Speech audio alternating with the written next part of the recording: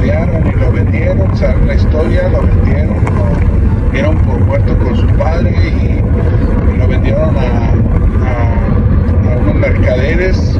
y estos lo vendieron a Potifar, y Potifar, pues ya sabemos la historia. Potifar, José pues ayudó a Potifar a desarrollarse, a crecer, y por ahí una mujer quiso, la esposa de Potifar quiso abusar de José, cuando el enemigo la usó para que José trucara con esa bendición que venía de parte de Dios por medio de José, porque José nunca se quiso contaminar con la esposa de Potifar,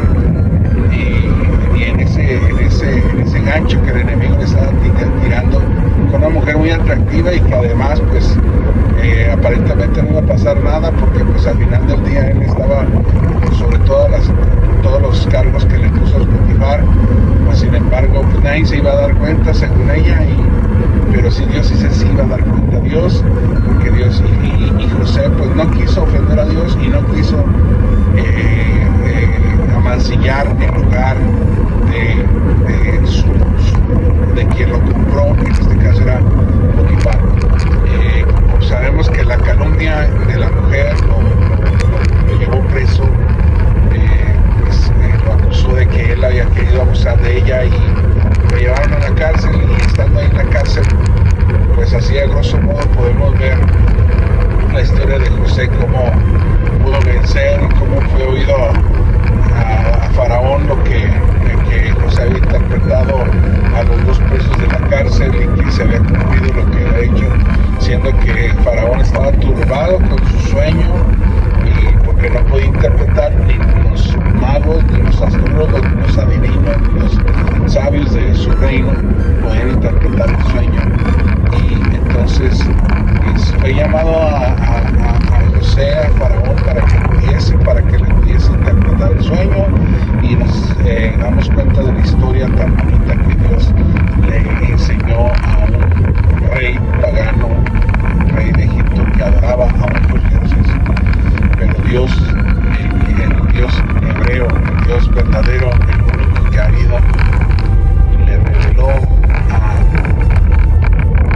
Faraón lo que había de acontecer. Quiere decir que Dios usa a veces las infraestructuras que ya hay, como la infraestructura que tenía Faraón para salvar a su pueblo de la hambruna que se acercaba. Y luego desarrolla la historia de José,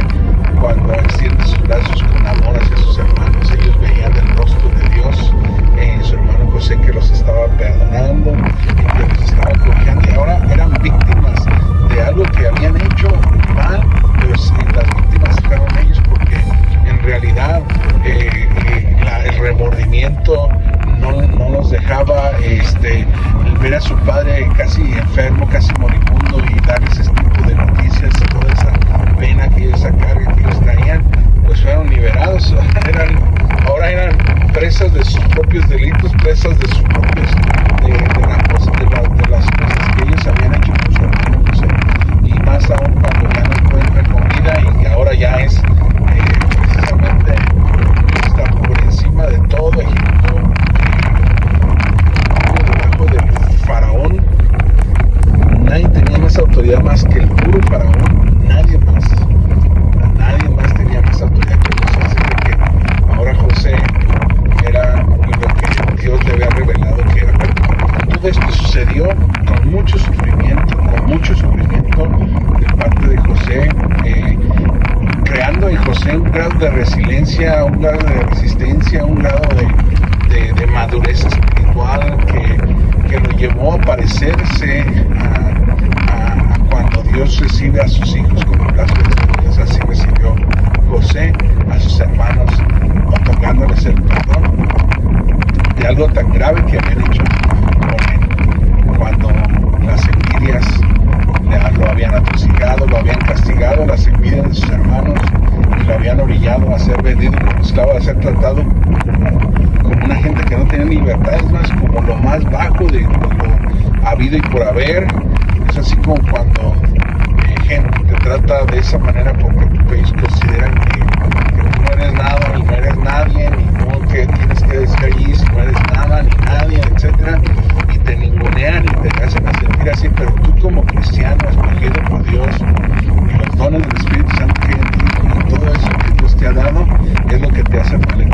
fue lo que hizo valer a José ante Faraón, interpretar los sueños, y por eso lo pusieron, porque ningún faraón podía entender que ellos, que según ellos eran la estrella de la mañana y que eran los dioses humanados y que todo eso, pero más sin embargo, al ver que en José se desarrollaron esos ministerios, esos don tan bonito que nadie podía hacer si no Dios estaba con él, nadie podía saber más que José, porque José era el más sabio de todos los sabios ante Faraón, porque nadie de los magos y de los sabios le había interpretado el sueño más que José. Entonces Dios le había dado ese valor enorme a José, y vemos que se aproximaba en tiempo 7 años de mucha abundancia y 7 años de mucha escasez, y estaba preparando a Faraón para saldar al pueblo de Israel y estarlo sustentando durante esos 7 años de hambruna.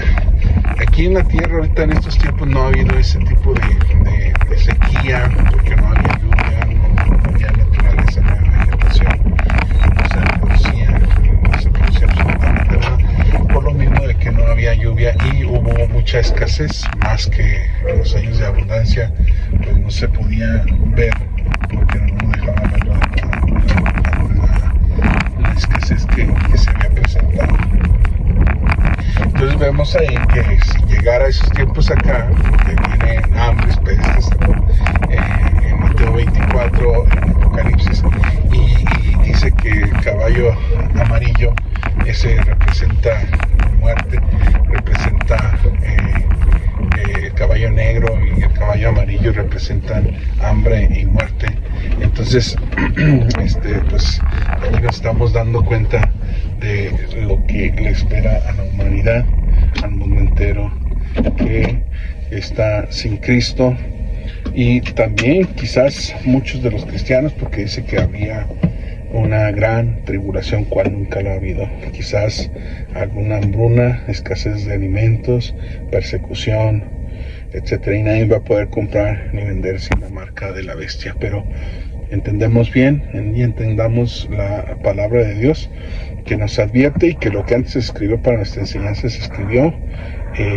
Ha llegado situaciones y circunstancias muy difíciles.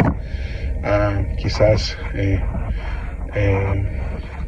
Jacob, Israel, le pedía a Dios que le enviara lluvia para que sustentara a su familia, pero la salvación venía de parte de José,